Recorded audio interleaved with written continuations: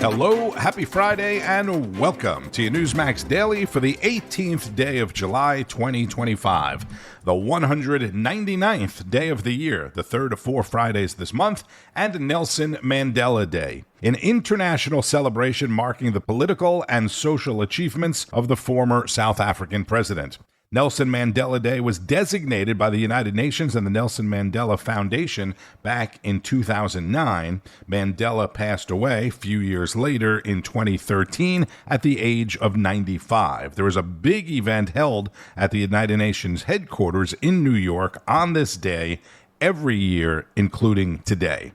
In the nation's capital, another late night on Capitol Hill led to the House giving final approval of the Trump administration's rescissions package. On this vote, the yeas are 216. The nays are 213. Among other things, it cuts billions of dollars of previously approved funding to other countries, $1 billion for the Corporation of Public Broadcasting, and $135 million to the World Health Organization. House Speaker Mike Johnson clawed back $9 billion in taxpayer funds and wasteful spending, fraud, waste, and abuse. President Trump in a late-night Truth Social post, writing in all caps, "This is big." That was after the post saying, and I'm reading verbatim, President Trump will be suing the Wall Street Journal, News Corp, and Mr. Murdoch shortly. The press has to learn to be truthful and not rely on sources that probably don't even exist. Unquote. That is in response to an article highlighting a birthday letter the Journal says Donald Trump sent to Jeffrey Epstein. Back in 2003, by the way, with some questionable comments and a provocative sketch, without actually showing the letter, a letter that Donald Trump says he never wrote. The president's Truth Social post went on to say, President Trump has already beaten George Stephanopoulos and ABC, 60 Minutes, CBS, and others, and looks forward to suing and holding accountable the once great Wall Street Journal. The president has also instructed Attorney General Pam Bondi to unseal grand jury testimony in the Epstein case. Speaker Johnson asked about that at the Capitol last night as well. There's no daylight between the president and House Republicans on transparency. And he's been very clear that he wants all credible information, credible evidence to be turned over to the people so that the people can decide. We trust the American people in their judgment. So you will be hearing plenty about this today and throughout the weekend. Obviously, once the DOJ, or if the DOJ does release the grand jury testimony, which will be highly redacted to protect the victims, that will be all of the talk, right? As anticipated, Press Secretary Karoline Leavitt was inundated with Epstein questions in the White House press briefing, where she also provided an update on President Trump's health. All of the press that was never concerned with President Biden's health is all of a sudden very concerned about President Trump's health.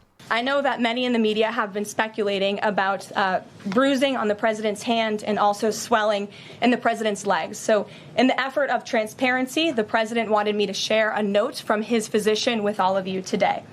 In recent weeks, President Trump noted mild swelling in his lower legs. In keeping with routine medical care and out of an abundance of caution, this concern was thoroughly evaluated by the White House medical unit. The president underwent a comprehensive examination, including diagnostic vascular studies. Bilateral lower extremity venous Doppler ultrasounds were performed and revealed chronic venous insufficiency, a benign and common condition, particularly in individuals over the age of 70. Importantly, there was no evidence of deep vein thrombosis or arterial disease. Laboratory testing included a complete blood count, comprehensive metabolic panel, coagulation profile, D-dimer, B-type natriuretic peptide, and cardiac biomarkers. All results were within normal limits. An echocardiogram was also performed and confirmed normal cardiac structure and function. No signs of heart failure, renal impairment, or systemic illness were identified. Additionally, recent photos of the president have shown minor bruising on the back of his hand. This is consistent with minor soft tissue irritation from frequent handshaking and the use of aspirin, which is taken as part of a standard cardiovascular prevention regimen. This is a well-known and benign side effect of aspirin therapy. And the president remains in excellent health, which I think all of you witness on a daily basis here. So the president wanted me to share that note with all of you. I'm happy to take further questions on it. We will provide the memorandum from the president's physician to all of you, as we always do. And then came the questions. There's been a lot of discussion about the Epstein Files and the president's comments yesterday calling it a hoax. Can you clarify which part of the Epstein hoax is the hoax part? The president is referring to the fact that Democrats have now seized on this as if they ever wanted transparency when it comes to Jeffrey Epstein, which is an asinine suggestion for any Democrat to make. The Democrats had control of this building, the White House, for 4 years, and they didn't do a dang thing when it came to transparency in regards to Jeffrey Epstein and his heinous crimes. It was this president who directed the Department of Justice and the Attorney General to do an exhaustive review of all files related to Jeffrey Epstein, which they did. The Attorney General and the FBI, led by Pam Bondi, Dan Bongino, Kash Patel, these are great patriots, some of the most trusted voices in the Republican Party movement. It's part of the reason the president appointed them to these high law enforcement positions, and they spent many months going through all of the files related to Jeffrey Epstein, and they concluded what they found in that memo, which they drafted and they released. And so the president has been transparent. He has followed through on his promises to the American people, but he doesn't like to see Democrats and the mainstream media covering this like it's the biggest story that the American people care about. The president has been working so hard this week. On Tuesday, he went to Pennsylvania, where he secured $90 billion in investments for the Commonwealth, for the people of that state. After that, he came back to the Oval Office at 8 p.m. He went in there to whip votes to get the Genius Act signed into law. And because of his efforts, that bill is now going to be signed and passed. The following day, yesterday, he meets with a foreign leader, the King of Bahrain, to secure more investments into this country. And then yesterday afternoon, the president is in the East Room of the White House mourning with parents who have lost their children because of fentanyl, signing a bipartisan piece of legislation. And not a single cable network in this country took that event live and covered that event like they should. Those are the issues the president cares about. What could be more important to the American people than helping families who have lost their children? Those are the issues this president is going to remain focused on. I understand he wants to move on from the story, but you do have some prominent figures, including the Senate Majority Leader, the House Speaker, voicing support for the files to come out. Representative Massey collecting signatures that would force a discharge petition for a vote on the floor for this. It doesn't seem to be going away. What is stopping the administration from just redacting any sensitive information, grand jury information, and putting out what is appropriate so that the American people can decide and then let this story die? Well, in terms of redactions or grand jury seals, those are questions for the Department of Justice. Those are also questions for the judges who have that information under a seal. And that would have to be requested, and a judge would have to approve it. That's out of the president's control. He has said, in agreement with some of the leaders on Capitol Hill, that if the Attorney General and the Department of Justice come across any other credible evidence, they should provide that to the American people. The president has said that, and he agrees with them on that. Press Secretary Karoline Leavitt in the White House press briefing live on Newsmax. And that's where we are now. Attorney General Bondi says she is ready to move the court to unseal the grand jury transcripts. She posted that on X last night after the president's post on Truth Social. This is Rob Schmitt. Let's state the obvious first, though. The American people largely are not buying what they are hearing from the Department of Justice and from the White House. A Rasmussen poll has only 21% trusting the DOJ on Epstein. That is not a good number. To change that, more transparency, right? If there really is nothing that we haven't already heard, if it's already been sprinkled about in all these articles about Epstein over the last 10 or 20 years, it is clear tonight that the MAGA base, including, again, Trump's strongest supporters, some of his strongest surrogates, say that that redundancy, whatever it is, needs to at least be released to its fullest extent. Even if it's the same thing, put it out there. That's what this vote, that's what this last election was all about, taking back the government. Transparency. This is the most transparent president we have ever had. This is the most transparent administration we've ever seen. They're doing a fantastic job. There's a call for change on this. Right now, Democrats claim that Trump isn't doing that. because he wants to cover his tail. And this is largely why the president is so upset, because of how Democrats are spinning this and because they're scoring some points. And the illusion that the media would be covering his wins if they weren't talking about Epstein, which we should know is a lie by now. The media is never going to talk about Trump's wins. They'll find something else to distract from it. If it's Epstein, if it's not Epstein, it's something else. The idea that Trump is trying to cover himself in all of this is the most ridiculous claim that Democrats have made. Again, the Biden DOJ had the Epstein Files for 4 years, all the way up and through the time when Donald Trump started soaring, and it looked very obvious like he was going to be the next president of the United States. That DOJ, that intel deep state, would have done anything in its power to stop this man from returning to power in 2024, 2025. Anything. The threat of him back in the White House, I would say it all the time, there's no way they're going to let him back in. Nobody thought it was even possible for him to get back in. They were going to do anything to stop him. If they had something like this in September, October, 2 weeks before the election when he was cruising, once everybody realized just how stupid Kamala was, you think they wouldn't have put that out there? Trump's anger over Democrats scoring points on this is valid, but one Democrat really did step in it this morning, trying to score some of those points, when, to his credit, and we give credit where it is due, Joe Scarborough asked slimy Jamie Raskin a question that he was absolutely not ready for. Could have gotten that from 21 to 25 when Democrats controlled the DOJ. Why? It was a crisis then. It's a crisis now. Why didn't Democrats call for it from 21 to 25? So, I mean, you have to go back and look specifically at particular prosecutorial decisions and what was taking place in terms of the other cases. So I don't know. We could try to reconstruct that record. What a humiliation. And he deserves it. They suck. They don't care. They care because it's bad for their enemy. They didn't care for 4 years. These people are trash. That is Rob Schmitt. You remember when MSNBC and Rachel Maddow had some huge groundbreaking news or evidence during the 2016 presidential election that they promoted the hell out of it, right? It was going to be the end of Trump, and it turned out to be a big nothing burger. Last night, MSNBC's Lawrence O'Donnell spent his entire hour propping up the Wall Street Journal piece as gospel. Solid gold, saying tonight is the beginning of the end of Donald Trump's presidency. Maybe he'll resign, maybe he'll be impeached, but it's the beginning of the end. And back to Rob, who says the DOJ is responsible for creating the whole problem. It needs to be talked about because, again, it was promised for such a long time by the same people that are now telling us that there's nothing there. And if there's nothing there, that's plausible. One of our guests we're about to talk to contends that. But put it out there. But it's not the fault of Trump's base or conservative people or Michael Flynn or anybody else that's calling for this. It's not their fault.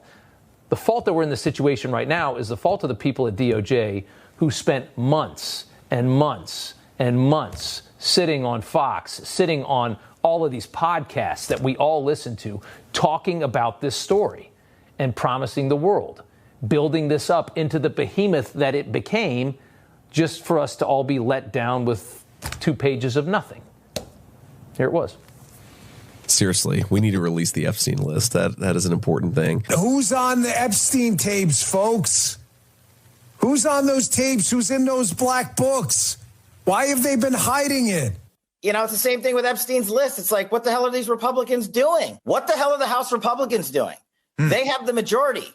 You can't get the list? Would you declassify the Epstein files? Yeah, I would. All right. Yes, I would. The DOJ may be releasing the list of Jeffrey Epstein's clients. Will that really happen? It's sitting on my desk right now to review. That's been a directive by President Trump. Again, this cycle went on forever. They got you so worked up for it. And again, maybe there's not much to it. Maybe they just overpromised. It's still their fault. And again, what they need to do is just show what they got, even if it's redundant, even if it's a nothing burger, even if it's all been hinted at and seen and reporting that we've already seen. Tonight, the president's very frustrated. He's mad at the wrong people. It is not your fault that you want to see the truth. Again, you had Bongino not showing up for work. Obviously, something's going on.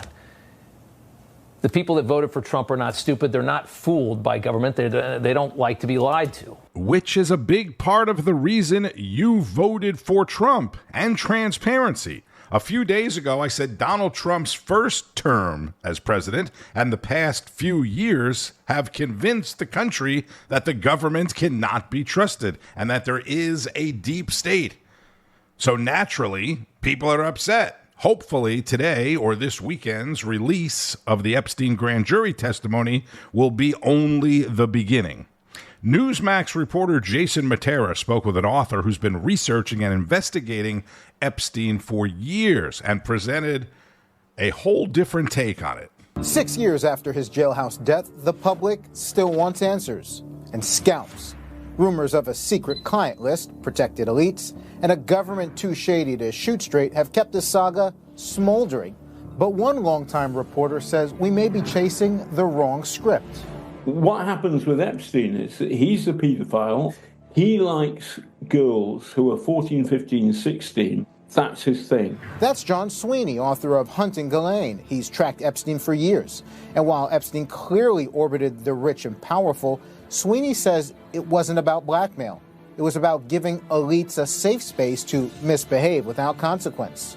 He was a truly horrible human being, but he was smart. And a smart person doesn't do crude blackmail. Epstein's scheme, Sweeney argues, wasn't about trafficking girls to power players. It was about shielding them from exposure.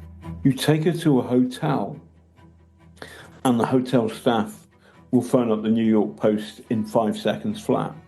You take her to Epstein's house, and nothing is said. John, the suggestion now is that the Justice Department and the FBI, they are covering for the rich and the powerful, sitting on these potential sex crimes. What do you say to that? They can go and investigate, but if they come back with stuff and it's not criminal and it's embarrassing, but that's an invasion of other people's private lives, and they can't stick that out, nor can the government. After combing 300 gigabytes of Epstein's seized material, the feds say no client list, no charges, no new defendants. If you've got no evidence, then there's a certain point at which you've got to say, okay, I get it. Still, suspicion lingers, especially over the night Epstein died. There's a gap in the surveillance feed, which authorities attribute to antiquated equipment. To skeptics, it screams inside job. But to Sweeney, the answer's a lot simpler. No prison warder in New York City gives a monkey's bum about a paedophile. If they behave badly, if they're about to kill themselves, terrific, on you go. After years of politicized justice, doubt is expected. But Donald Trump's message is clear. Pam Bondi released everything worth releasing. What more can she do than that? I mean, honestly, what more can she do? Mark Allison, plenty of those on the right still aren't buying the official narrative, and you can understand why. The White House did tease a takedown, and it didn't materialize. But on the left, they're now busy suggesting that Epstein had dirt on Trump, and that's why the feds are suddenly mum. It is an accusation that even Epstein's own lawyer has shot down. Newsmax reporter Jason Matera. Think about what Sweeney is saying there. Epstein wasn't bribing rich and powerful people. He was providing cover to rich and powerful people for their sick indiscretions. That actually makes a lot of sense when you think about it. And that's where all the money, not all the money, but, that's where a lot of the money came from. Providing cover, helping them go live out their fantasies or do whatever sick stuff they were doing.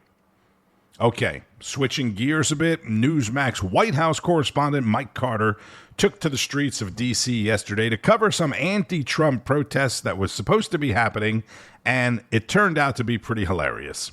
This protest was supposed to begin at 9 o'clock, and this is what we have here. We got about 4 or 5 people. Let's see if we can talk to them. Hi there, good morning. All right, good trouble lives on. What are we doing here today? We're protesting. What are we protesting? We're protesting the Trump administration and its policies in general, and standing up for what we know is right. We want our democracy back. Anything in specifically that you're protesting? I'm protesting virtually everything about.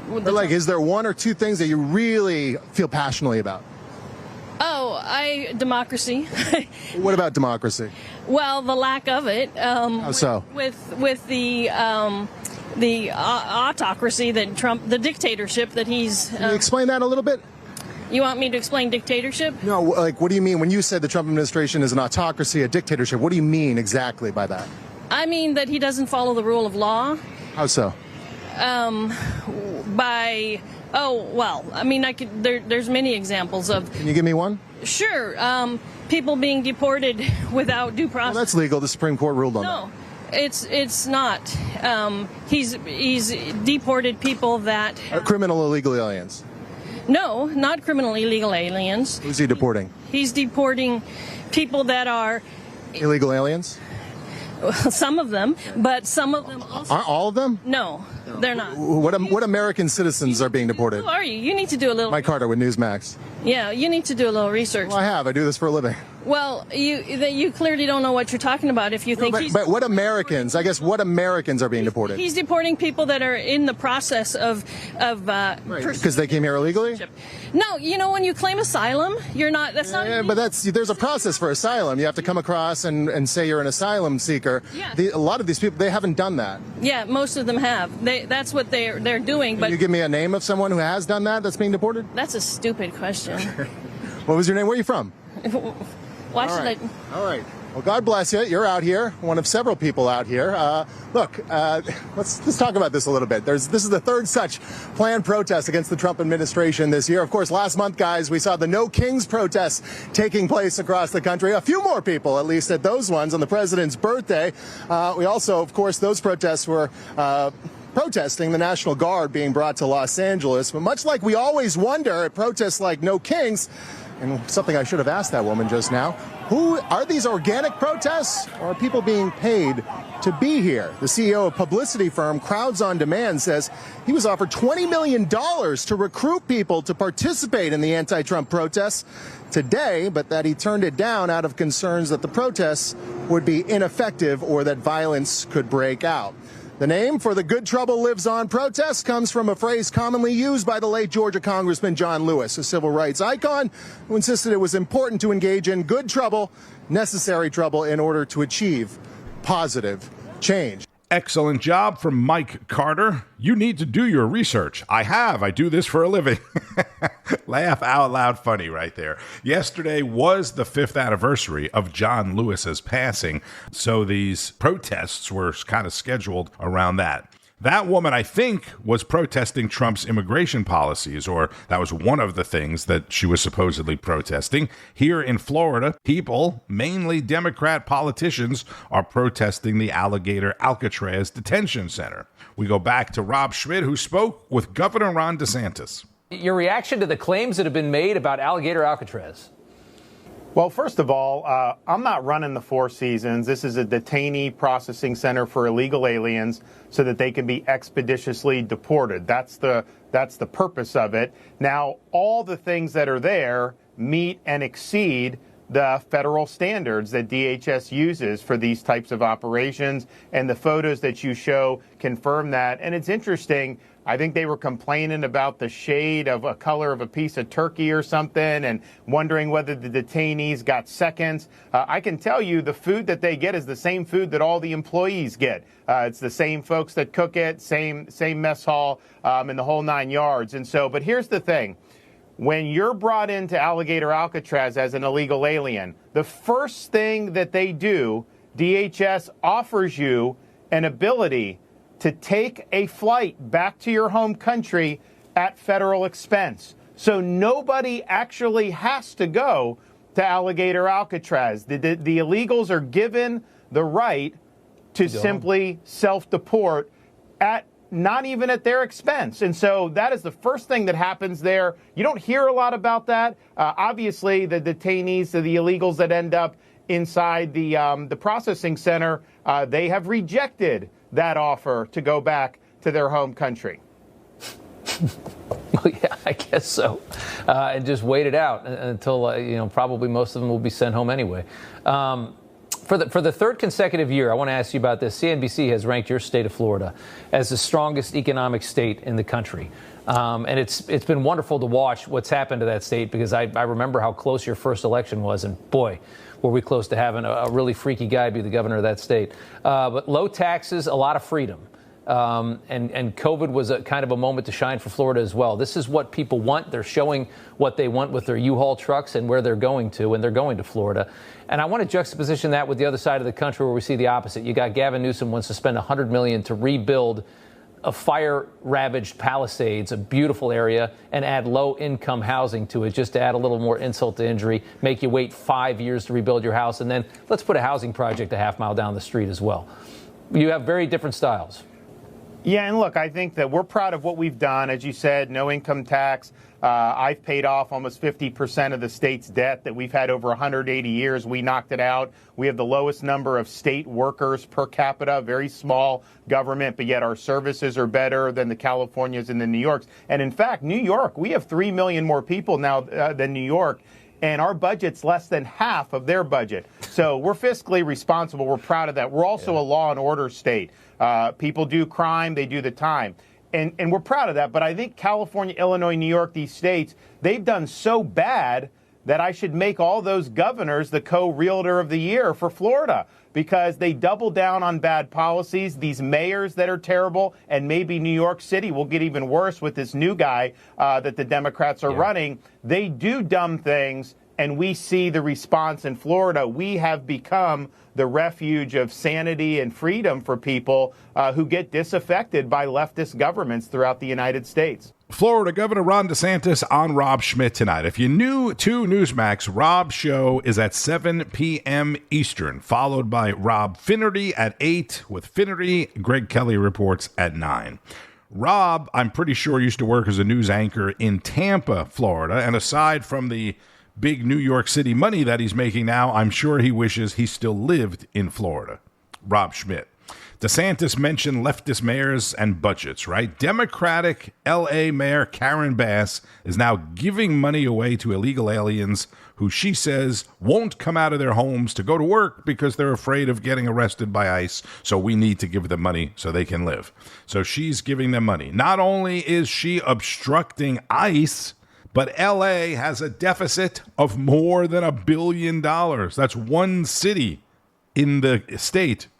More than $1 billion deficit in L.A., and she's handing out money to more than 1 million illegals. She was also bragging that homelessness and crime in her city is going down. Yeah, because ICE is deporting all the criminal illegal aliens that live on the streets and commit the crimes. But now she's protecting them from being deported. Talk about a circus. Wow. If you plan on doing some reading this weekend, our chief Washington correspondent, James Rosen, author of the book Scalia, produced this wonderful piece with the late Justice's son, Christopher Scalia.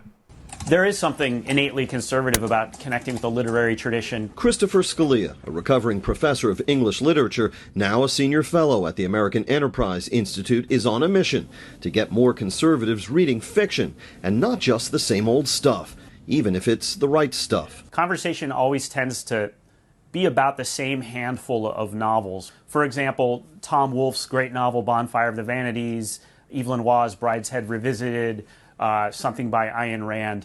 And most of those are great novels. Now, in his new book, 13 Novels Conservatives Will Love But Probably Haven't Read, Scalia celebrates less famous entries spanning from Samuel Johnson's The History of Rasselas, Prince of Abyssinia, published in the pre-revolutionary period of 1759, to Christopher Beha's The Index of Self-Destructive Acts, which debuted 20 days before the killing of George Floyd. Some of the themes I try to grapple with in this book include the idea of a consistent human nature that endures over time and place, or the idea that incremental change is better than radical and abrupt change, and that revolution is almost always destructive. As the son of the late Supreme Court Justice Antonin Scalia, who championed the idea that the Constitution is an enduring legal text, Christopher has spent his life steeped in cultural inheritance. But don't expect to see any novels from him anytime soon. Work has begun on one, but right now it's in the drawer, as the case with so many great American novels. All 13 of Scalia's selections are available in print and on Kindle.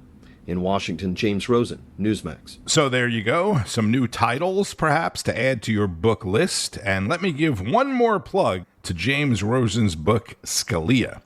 Going back to the press secretary, she also announced that President Trump and the First Lady will travel to the UK next month for an official state visit and to celebrate the recent trade agreement with the UK. According to the White House calendar, President Trump is participating in the swearing-in ceremony of the new IRS commissioner today, then has a signing ceremony for the Genius Act, which is an acronym for something, but it's the crypto legislation that was just approved by the White House. And tonight, Trump is having dinner at the White House with GOP senators.